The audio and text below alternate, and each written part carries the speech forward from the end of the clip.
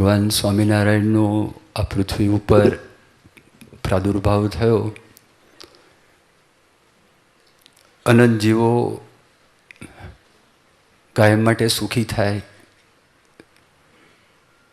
એમના જીવનની અંદર બધા જ દુઃખ માત્રની નિવૃત્તિ થાય, આધિ વ્યાધિ ઉપાધિ કોઈ દુઃખ રહે નહીં, ત્રિવિધ તાપ રહે નહીં, ષડુર્મિથી રહિત થાય અને ભગવાનનું જે પરમધામ છે એ ધામની અંદર અનંત કાળ સુધી ભગવાનની મૂર્તિ એનું સુખ પ્રાપ્ત કરે,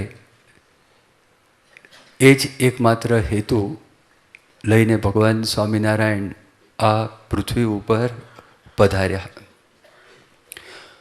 ન જોઈ નાત કુજાત પુરુષોત્તમ પ્રગટી રે. એમણે કોઈ ભેદભાવ રાખ્યા નહીં. એમના યોગની અંદર જે કોઈ આવ્યા દરેકને સંસ્કાર પડ્યા,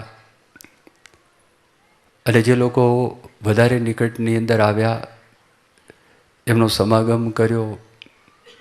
છતી દેહ પોતે ભગવાનના ધામની અંદર બેઠા છે એવો અનુભવ એમણે પોતે કરાવ્યો.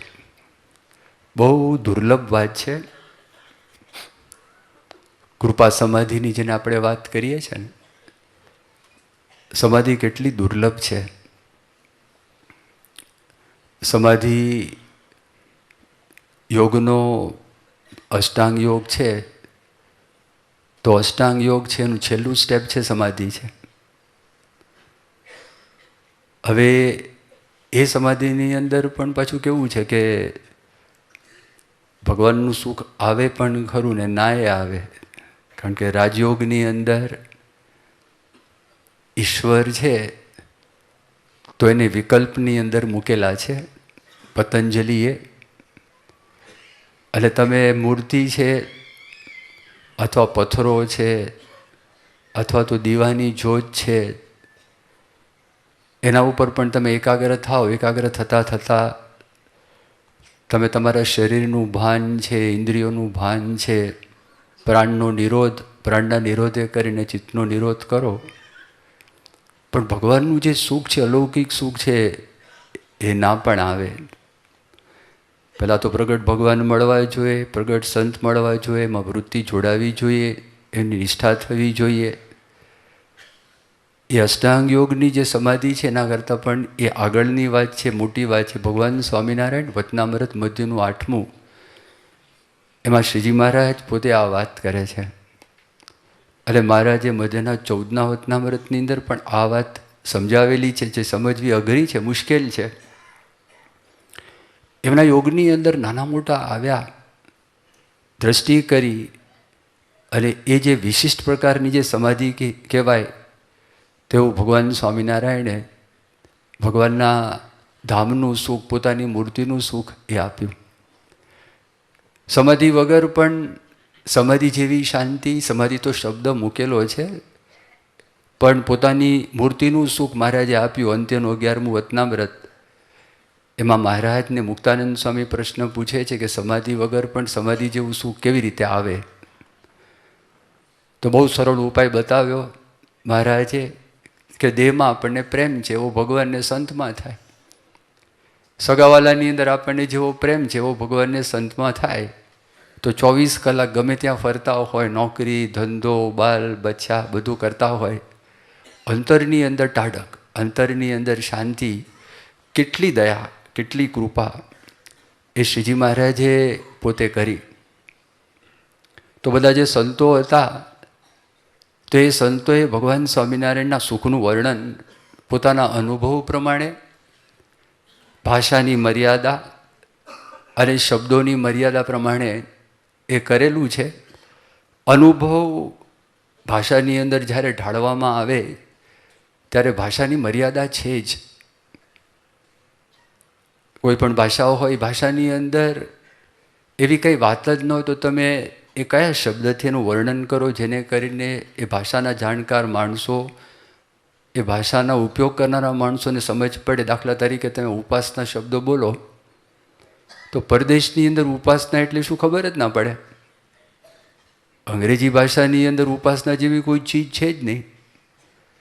અહીંયા આગળ તમે ઉપાસના બોલો ખબર પડે કે ભગવાનનો મહિમા છે, કે ભગવાન સર્વોપરી છે, સર્વકર્તા છે, સદા દિવ્ય સાકાર છે, સદાય પ્રગટ છે. આ ઉપાસના થઈ. હવે એક શબ્દ એવો અંગ્રેજીની અંદર તો મળતો નથી. એટલે ભાષાની મર્યાદા છે, દરેક ભાષાની મર્યાદા છે. અનુભવો છે તો મર્યાદિત સ્વરૂપની અંદર જ એનું વર્ણન થાય છે. છતાં જ્યારે એ પ્રત્યક્ષ ભગવાનને મળે ત્યારે ભક્ત હોય, સંત હોય, સાધક હોય, એને ખબર પડે કે આ જે પરમહંસ છે અથવા તો ભગવાનના ભક્ત છે જે કંઈ વાત કરે છે એ આવું કંઈક હોવું જોઈએ. તો જો નિષ્કુળાનંદ સ્વામી એમણે પણ આ વર્ણન કર્યું કે કેટલા બધા મહારાજે સુખી કર્યા. એક પદની અંદર આમ 4 પદ લખ્યા. સંત વિનારે સાચી કોણ કહે, અનુપ સંતને આપું ઉપમા, સુખી કર્યા રે જન જગતમાં, ભાગ જાગ્યા રે આ જાણવા. આ બધી વાતો નિષ્કુળાનંદ સ્વામી કરેલી છે. એમાં 3જું પદ છે ને, સુખી કર્યા રે જન જગતમાં, એમાં કઈ વાત લખે છે? સુખી કર્યા રે જન જગતમાં, પ્રભુ પ્રગટિયા વાર, પ્રભુ પ્રગટિયા વાર, નિવાસી કર્યા રે બ્રહ્મ મોલના, અગણિત નર નાર, અગણિત નર નાર, સુખી કર્યા રે જન જગતમાં. પછી આગળ શું વાત કરે છે?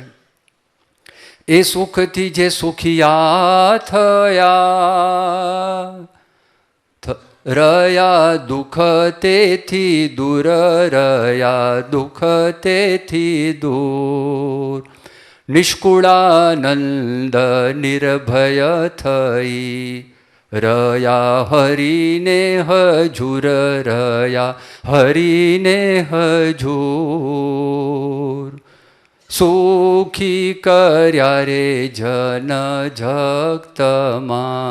એ સુખથી જે સુખિયા થયા, રહ્યા દુઃખ તેથી દૂર. આ જીવનની અંદર લોકોને દુઃખ આવ્યા પણ એ દુઃખનો એમને અનુભવ થયો નહીં, કારણ કે એટલું બધું એમની પાસે સુખ હતું. આ લોકની અંદર સુખ મળે ને તો એ સુખ પણ નજરમાં ના આવે. આ લોકની અંદર એને દુઃખની અનુભૂતિ થાય તો એ દુઃખ પણ નજરમાં ના આવે. એટલું બધું સુખ, એટલે કે સુખ દુઃખથી પર કર્યા, સુખ દુઃખની અંદર સંભાવ, માન અપમાનની અંદર સંભાવ. એનું કારણ શું? એ બંનેથી એમને પર કરી દીધેલા હતા. અને મહારાજના વખતની અંદર આવા બધા પ્રસંગો એ બનેલા હતા કે માની લો કે જેના જીવનની અંદર ગરીબી હોય તો એ ગરીબી હતો પણ કેટલો કેફ. શ્રીજી મહારાજના વખતની અંદર દુબળી ભટ્ટ હતા, રણછોડ ભગત એમનું નામ, થાનગઢના. હવે યજમાન વૃત્તિ કરતા હતા, પણ ભગવાન સ્વામિનારાયણનો નિશ્ચય થઈ ગયો કે સાક્ષાત ભગવાન મને પ્રાપ્ત થયા છે અને ભગવાનથી કોઈ પરિચિત છે જ નહીં. યજમાન વૃત્તિ કરે. એમના દિલની અંદર અંતરની અમીરાત જુઓ, એની દિલની ઉદારતા તમે જુઓ, કેટલી જબરજસ્ત ઉદારતા. ગરીબ વ્યક્તિ છે, યજમાન વૃત્તિ કરે છે, આખી જિંદગીની કમાણી છે. જિંદગીની કમાણીની અંદર 13 દોકડા, 6 સાડા 6 આના, પાઘડી ફાટેલી, અને પાઘડી છે એના વળની અંદર આ બધા પૈસા મૂકેલા હતા. શ્રીજી મહારાજના દર્શન કરવા માટે પોતે ગઢડા આવેલા હતા.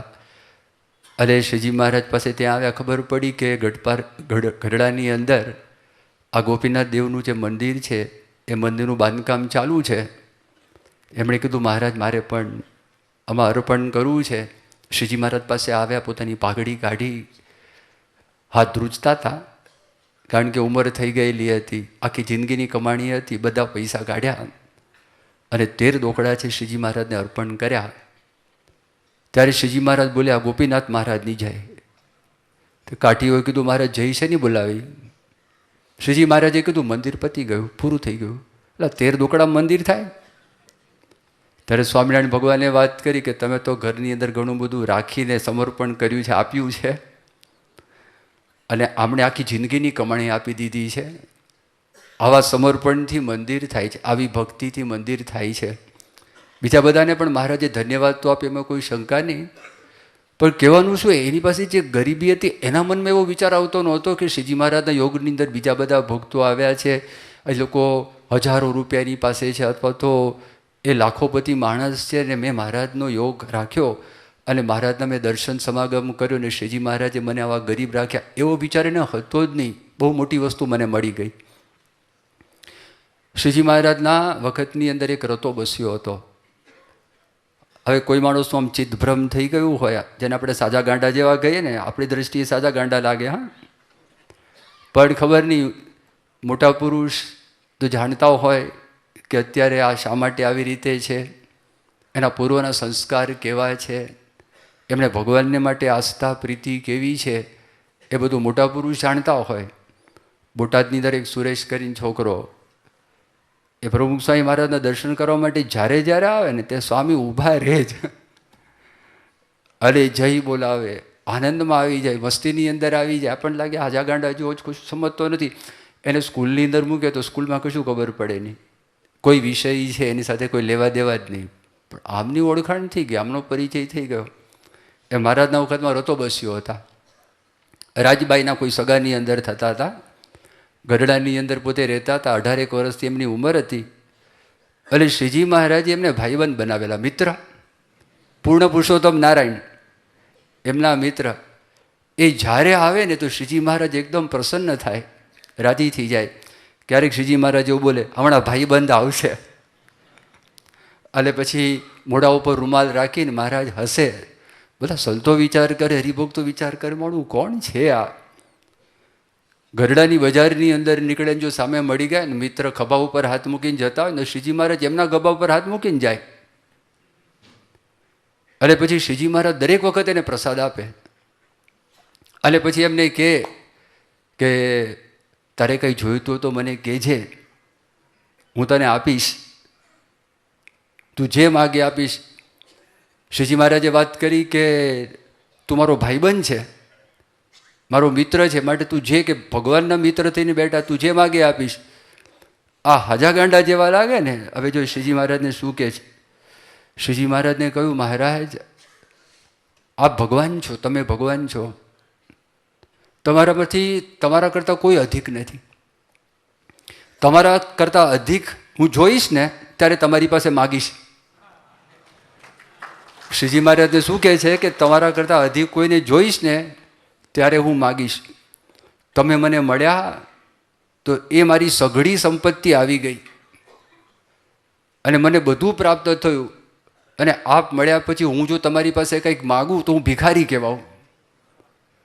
હવે આ જ્યારે બોલ્યા ને સંતો હરિભક્તો સાંભળતા છે, માળું થયું, માળું આ ગાંડો નથી લાગતો. આપણને અત્યારે દેખાય છે ગાંડા જેવો દેખાય છે, પણ ગાંડો લાગતો નથી. દુનિયાની દ્રષ્ટિએ ઘણી વખત ગાંડા હોય, ભગવાનની દ્રષ્ટિએ ગાંડા નથી.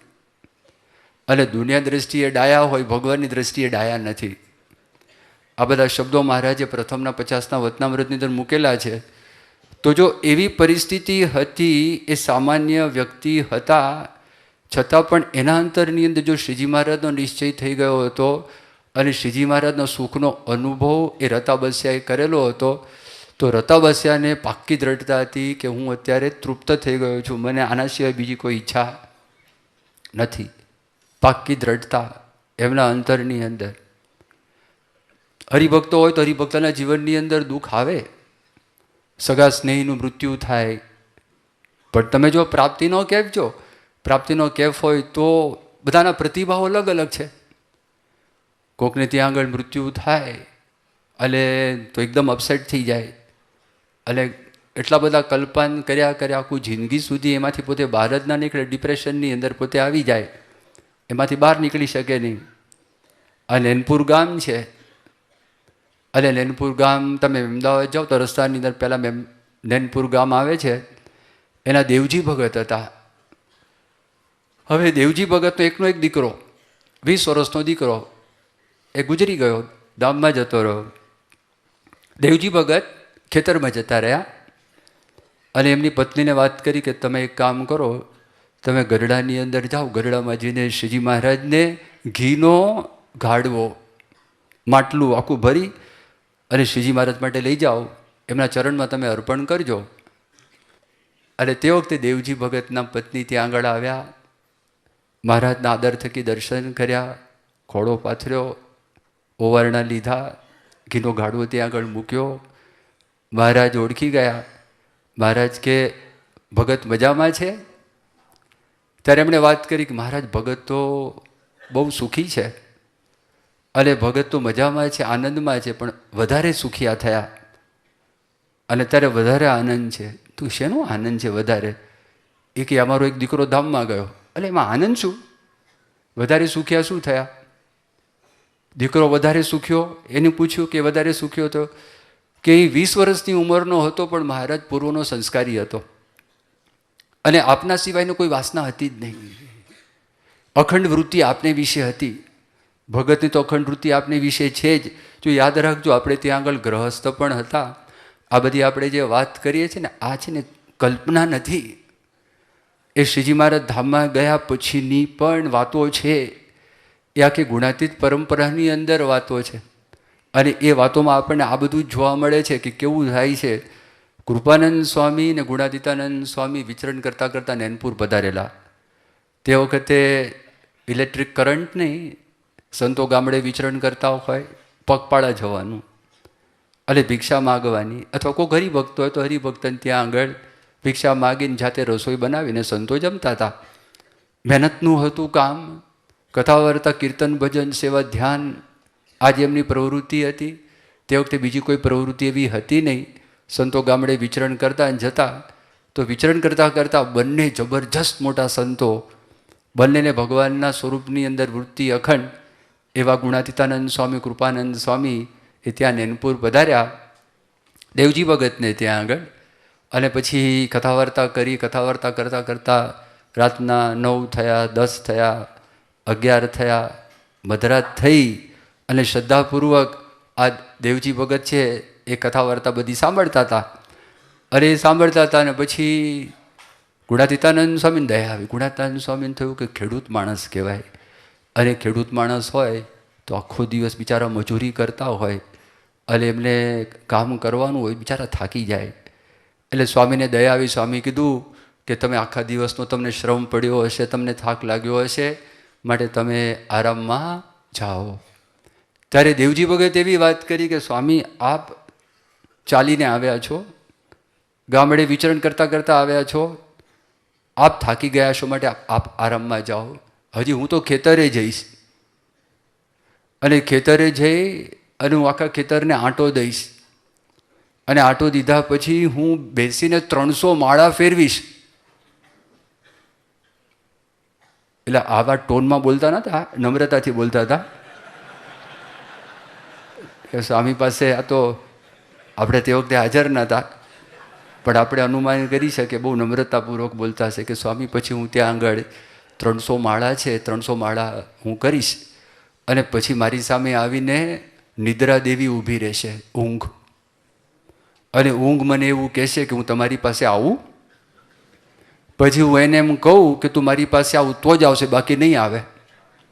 ત્યારે ગુણાતાન સહી જોતો ખરા આજે ગ્રહસ્થ શ્રીજી મહારાજની કૃપાથી સ્થિતિ તમે જુઓ. તો એને વિશે પૂછે છે મહારાજ, ભગત મજામાં? તો કે હા મજામાં. આ છોકરો ધામમાં જતો રહ્યો, એને ભગવાનની વિશે અખંડ વૃત્તિ હતી. એ જો છોકરાને પછી આગળ જતા એમણે એવી વાત કરી કે લગ્ન થઈ જાય તો 2 વૃત્તિ થઈ જાત. એ મહારાજના મૂર્તિને સુખે જે સુખ્યા હતા એની જગ્યાએ બીજું પણ અંદર આવરણ આવવાની સંભાવના હતી. તો એની જગ્યાએ મહારાજ પોતાના ધામમાં લઈ ગયા અને અખંડ સુખી છે અને ખૂબ આનંદમાં છે અને ભગતે આનંદમાં છે. ઘરની અંદર રહ્યા હોય તો સગાવાલા આવે, સગાવાલા આવીને પછી વળી ઓલા શોક કરે, ખરખરો કરે, એના કરતાં કોઈ મળે જ નહીં. ખેતરની અંદર ત્યાં આગળ પહોંચી ગયા, આપના મૂર્તિના સુખે સુખ્યા છે. હવે આ કેવું છે? આ બેપરવાહી પણ નથી. જ્યાં સુધી એના દીકરા ઉપસ્થિત હતા, હાજર હતા, એના ઉછેરની અંદર, એની ફરજની અંદર કોઈ દિવસ માતા પિતાએ એમાં પાછો પગ ભર્યો નથી.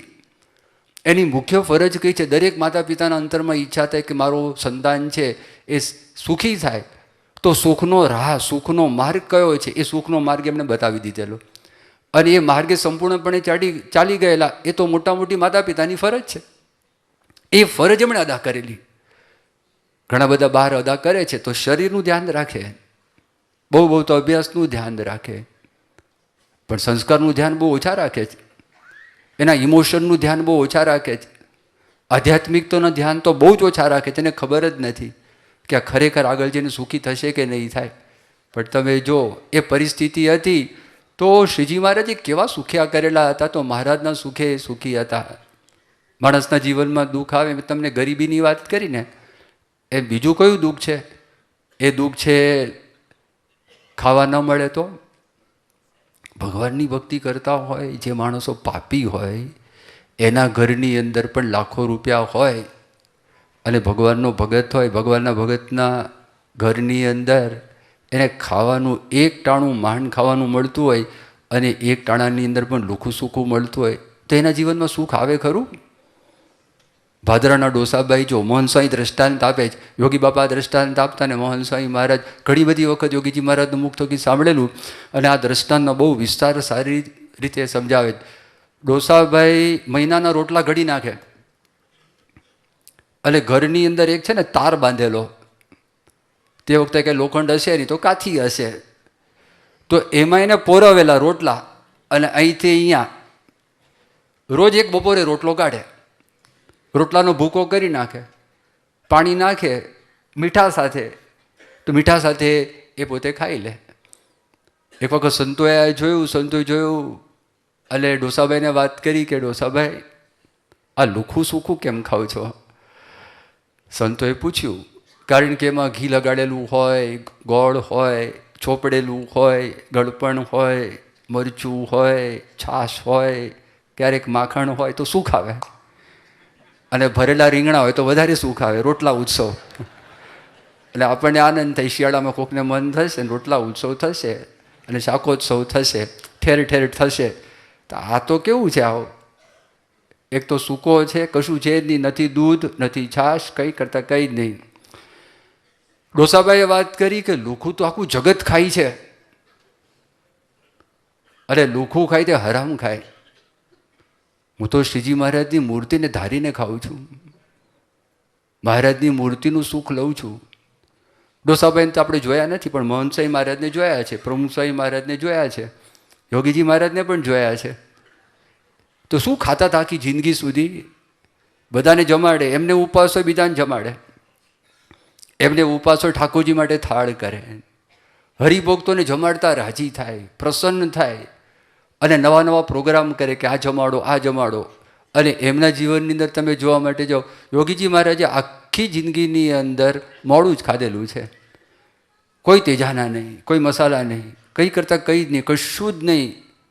તો સુખ શેનું હતું? અતિશય સુખ. એક વખત હર્ષદભાઈ દવે એમને યોગીજી મહારાજ પોતે આમ ખબર નહીં ભાવમાં આવીને વાત કરવા લાગ્યા. અમે રોજ સવારના પોરમાં 3 વાગે ઉઠતા, અરે 3 વાગે ઉઠી અને પછી નદીએ સ્નાન કરવા માટે જઈએ, અથવા પોષ મહિનાની ઠંડી હોય તો માટલાનું પાણી છે, માટલાના પાણીથી સ્નાન કરીએ. સ્નાન કરીને પછી પૂજા કરીએ, પછી બધી સેવાઓનું વર્ણન કર્યું, પછી રસોઈનું વર્ણન કર્યું. બધા મજૂરો હોય 100, 150, 200, 300 રોટલા છે ઘડી નાખવાના, ઘડીને બધાને પીરસી દેવાનું, અને પછી ચોકા સાફ કરવાના, પછી વાસણ ઉટકવાના, અને પછી સાંજે આમ બધી વાતચીત કરી કે એવી મજા આવતી, એવી મજા આવતી. હર્ષદભાઈ વર્ણન કર્યું કે સ્વામી આપે જે વર્ણન કર્યું એક પણ પ્રવૃત્તિની અંદર સુખ આવે એવું નથી. આપને શેનું સુખ આવતું? કે મહારાજની મૂર્તિનું. જ આમ જેને કહે ને ઓલું વાછડી હોય અને ગાયના આંચળ ઉપર, ખેડૂત તમારામાંથી ઘણા છે, અને એ લોકોના તબેલા છે ને, તો એ લોકો જ્યારે જોતા હોય અને આ 4 આંચળ હોય ને પેલું ધાવતું હોય ને વાછડી અથવા વાછડો, એને એના પૂંછડી છે ને હલ્યા કરે. અમે આ જોયું છે દ્રશ્ય. અમદાવાદ મંદિરની અંદર શાહીબાગ મંદિર છે, અમે જ્યારે ત્યાં આગળ આવ્યા ને તો મંદિરના પ્રાંગણની અંદર જ નાની ગૌશાળા હતી. તે પછી એની મા મરી ગઈ હતી, પછી મરી ગઈ હતી, અને રાયચંદ છે એની સેવા કરે. એનું નામ લાલુ પાડેલું, લાલી કે લાલુ. હવે એ જે આંચળે વળગે અને પછી જે પૂંછડી હલાવે, ઓલા ખેંચે ને પાછું વળગે, ખેંચે ને પાછું વળગે, એને એટલું સુખ આવે, એ ધાવે એની માને ત્યાં આગળ. તો એવી રીતે યોગી મહારાજ કહીએ, પ્રમુખ સ્વામી મહારાજ, ભગતજી મહારાજ, ગુણાતાન સ્વામી, મોહન સ્વામી મહારાજ, તમે જો તમને દેખાય, નજરમાં આવે નહીં. આપણને લાગે અપમાન થયું. હમણાં વર્ણન કર્યું ને, અભય સ્વામી વર્ણન કર્યું, 2 પ્રસંગોને આપણને વાત કરી. ખાલી નામ ન બોલ્યા, અને નામ ન બોલ્યા એમ નહીં, એટલે ભાઈ તમે કોઈ મોટા આ લોકમાં સ્વામિનારાયણ ભગવાન આ વ્યવહાર સમજાવે. આપણે આ લોકમાં રહ્યા છે, આ લોકની અંદર મર્યાદા છે. શ્રીજી મહારાજે મધ્યના 61ના વતનામૃતમાં વાત કરી, આ લોકનો કોઈ મોટો માણસ, રજોગુણી માણસ હોય તો એને સભાની આગળ બેસાડ્યો જોઈએ. આ એક વ્યવહાર છે. અને વ્યવહારમાં ત્યાગી હોય, ધ્યાની હોય, જ્ઞાની હોય, આ બધા આ વ્યવહાર રાખો તો તમને ભજનમાં સુખ આવે, બાકી ભજનમાં સુખ નહીં આવે. હવે સંજોગોવશાત એ વ્યક્તિ ઓલી મોટી વ્યક્તિની સાથે સેવામાં જોડાયેલા હતા. મોટી વ્યક્તિને ધન્યવાદ કે એની સાથે પોતાની સેવામાં જોડ્યા. પણ જ્યારે આભાર વિધિનું વર્ણન આવે તો આભાર વિધિની અંદર તો જ્યાં આગળ નામ ઘટે ત્યાં આગળ આવે. પહેલું શું ને પાછળનું શું? કે આગળ આવે એટલે મોટા થઈ ગયા, અને પાછળ આવે નાના થઈ ગયા, એવું તો કશું છે નહીં. આ સત્સંગના પ્રથમ દિવસથી આપણે પાઠ છે, પાઠ આપણે સાંભળતા આવ્યા છે. ખાલી 6ઠું કે 7મું નામ આવ્યું તો કીધું એ ગયા, ફરી વખત આવ્યા નહીં સત્સંગની અંદર. તો સત્સંગ સમજ્યા નથી, સત્સંગનો ખપ, સત્સંગની ગરજ ખબર નથી. નોકરીમાં આવું થાય તો નોકરી છોડતા નથી કોઈ, છોડે? તો નોકરી જેવો પણ સત્સંગ લાગ્યો નથી ને, એટલો પણ સત્સંગ લાગ્યો નથી, તો જ આવું બને, બાકી બને? આમાં કંઈ તમારા બધાની વાત નથી, તમારા બધાના જીવનમાં ઘણા પ્રસંગ બની ગયા છે. પણ જો આવો પ્રસંગ જેને બનતો હોય એની સામે તમે જો આ ગુણાતીત સંતો જો અપમાનના ઢગલા થયેલા છે ને. શ્રીજી મહારાજનું ખંડન જો, શ્રીજી મહારાજનું ખંડન, કેટલું ખંડન થયું શ્રીજી મહારાજનું. પ્રમુખ સ્વામી મહારાજ જો કે ભગતજી મહારાજ જો, તે પ્રમુખ સ્વામી મહારાજ માટે અમેરિકાની અંદર ખબર નહીં, સ્વામીને તો મળ્યા પણ નથી, એમના યોગમાં પણ આવ્યા નથી. પણ અકારણ દ્વેષ કહેવાય ને, અકારણ દ્વેષ. આ તો બધા તમે તો વર્ષોથી કથા સાંભળો છો અહીંયા આગળ, અને જુઓ છો, પ્રવૃત્તિ જુઓ છો, વાતો પણ બધા સાંભળો છો, તમે બધા કથા કરો છો, તમારી સેક્ટરની સભામાં પણ તમે જાઓ છો. કઈ વાત આવે? ભગવાનને સંતોનો મહિમા, ભક્તોનો મહિમા, આ મૂર્તિમાન, આ તો જોયું આપણને, આ મળ્યા છે, મોટા મોટી પ્રાપ્તિ કહીને એ સુખ આપણને આપવા માટે આવ્યા. અહીં થયું હતું ને અક્ષરધામની અંદર, પેલી છોકરીએ ત્યાં આગળ મલ્ટીમીડિયા હોલમાં આપણે 4 સ્વયંસેવકોને લાફો માર્યો. શેના માટે લાફો માર્યો? એને ખાલી કીધું કે ભાઈ તું આ ટપીને જાય છે, ગ્રેનાઇટનું ફ્લોરિંગ છે, તું લપસી પડીશ, પડી જઈશ, આ સાઈડ ઉપર પગથિયા છે ત્યાંથી જા. તો ફટ દઈને લાફો માર્યો. તો બીજા સ્વયંસેવક હતા એને લગાવ્યો, તો 3-4 સ્વયંસેવકને મારી દીધો લાફો. હેતલ દેસાઈ તે વખતે હતા, હેતલ દેસાઈ લઈને આવ્યા, એને આપણે આ જે બધું સ્વાગત કક્ષ છે ત્યાં આગળ લાવ્યા. તો પડી નીચે, પગ પછાડવા લાગી. સંતોષ તો એની બહાર જઈને પથ્થર લઈ આવી, એટલે કાચની કેબિન તોડી નાખી. ભટ્ટ કાકા બળવંતભાઈ પણ તો ગેટ નંબર 1 ઉપર હતા. એ ગેટ નંબર 1 ઉપરથી બિચારા અહીંયા આગળ બપોરે જમવા માટે આવે ને, તે આ રસ્તામાં 4 નંબરનો ગેટ પડે ને ત્યાંથી આવે તો સૂતા હતા ને, તો બળવંતભાઈ આમ આવે કે હમણાં શું છે, તો આ જ ગુંડો છે અને આને છેડતી કરી છે. ઓ બાપરે! પોલીસને ફોન કર્યો. એ ડીએસપી એક યાદવ હતા અહીંયા આગળ, અને ક્યારેક આપણી કથામાં આવતા ને મારી સાથે 2-3 વખત બેઠેલા, એ આવ્યા. એને ફોન કર્યો કે હું આઈજીની દીકરી છું, અને એમ કરીને વાત કરી. અને આ બધું જે તોફાન મચી ગયું, શેરનું તોફાન છે, અને આ બધું થયું. અને પછી તો પેલા રાઇટરો લખે, એટલે મેં યાદવને પૂછ્યું આ બધું, મેં કીધું આ લખે છે તો છાપામાં આવવાનું છે આ બધું? તો કે ના તો લખવું પડે અમારે. મેં કીધું હશે, ચલો વાંધો નહીં. એ તો પત્યો કાર્યક્રમ. એ કાર્યક્રમ પૂરો થયો ને તો 2 દિવસ પછી બાપાનો ફોન આવ્યો, અને હું ત્યાં હતો રાત્રે 8:30-9 વાગે. અને સ્વામી કે સ્વામી વાંચવા લાગ્યા. ત્યાં ડેઇલી મિરરની અંદર પહેલા પાના ઉપર અક્ષરધામની અંદર આઈજીપીની છોકરી પર થયેલી છેડતી, અને એ વાંચન કરો. મને કે શું છે? મેં એવું કાંઈ નથી, કશું થયું નથી. મને કે સ્વામી કે મને વાત કેમ ન કરી? મેં કહ્યું સ્વામી મને માફ કરજો, મારી ભૂલ થઈ, પણ આવી રીતે યાદવ સાહેબ ડીએસપી કીધેલું કે આમાં તો કંઈ આવવાનું નથી. પછી 6-7 લીટી વાંચીને સેવક સંત પછી વાંચવા લાગ્યા. મને કે શું થયું? મેં કહ્યું સ્વામી આવો પ્રસંગ થયો. સ્વામી કે કોઈ સ્વયંસેવકોનો વાંક નથી ને? મેં કહ્યું ના નથી. એટલે ત્યાં પોલીસ સ્ટેશને લઈ ગયા. અને પોલીસ સ્ટેશને લઈ ગયા અને પછી તો ખાલી ઇન્ક્વાયરી 3-4 કલાક લખવાનું હોય ને બધું લખ્યું. સ્વામી કે હું એક પત્ર લખું છું, સ્વયંસેવકોને આશ્વાસન પ્રાપ્ત થાય એના માટે હું પત્ર લખું છું. પછી સ્વામી કે એના બાપ આવેલા છોકરીના? મેં કીધું હા. મને કે પ્રશ્ન શું હતો? મેં કીધું સ્વામી આ સાયકાઇટ્રિક મેડિસિન ઉપર હતી મગજની, અને એમાં એનો સાઈડ ઇફેક્ટ અગ્રેશન, આક્રમકતા, એનો આ કાર્યક્રમ થયેલો છે. તો સ્વામી કહું આશ્વાસન આપું. પછી સ્વામી બોલ્યા મને કે ચિંતા નહીં કરતા, બસ આખી દુનિયાના બધા છાપવામાં આવે ને તોય ચિંતા નહીં કરતા, આપણે ભગવાન સામે સાચા છીએ ને, ચિંતા નહીં કરતા. કેટલો સધિયારો આપે, કેટલું આશ્વાસન આપે. એ કહેવાનું શું કે એ પૂર્ણ છે. ખાલી એક વાત કરીને હું પૂરું કરું. અંગ્રેજીની અંદર એક કહેવત છે કે એ વ્યક્તિ લગભગ મિસ્ટર મેર્ટન કરીને માણસ છે, તો એણે પોતે એક એવી વાત કરી છે કે only those who are secure are humble. એનો અર્થ એવો થાય કે જે ભીતરથી પૂર્ણપણે સલામત છે ને એ જ નમ્ર અને નિર્માની રહી શકે, ભીતરથી સલામત છે. તો આવી આપણને પ્રાપ્તિ થઈ છે, માટે લાભ લઈ લેવો. શ્રી સ્વામિનારાયણ ભગવાનની જય. આજના કથા શ્રવણમાં શ્રદ્ધાપૂર્વક જોડાવા બદલ આપનો ખૂબ ખૂબ આભાર. ભગવાન સ્વામિનારાયણે કથા શ્રવણનું મહાત્મ્ય અનેકવાર જણાવ્યું છે. કથા મનને શુદ્ધ કરે છે, શ્રદ્ધાને દ્રઢ કરે છે અને જીવને ભગવાનની નજીક લઈ જાય છે. આજના કથા શ્રવણથી જો તમને થોડી પણ શાંતિ કે પ્રેરણા મળી હોય તો કલ્પના કરો કે આવી કથાનું નિયમિત શ્રવણ કેટલું લાભદાયી થાય.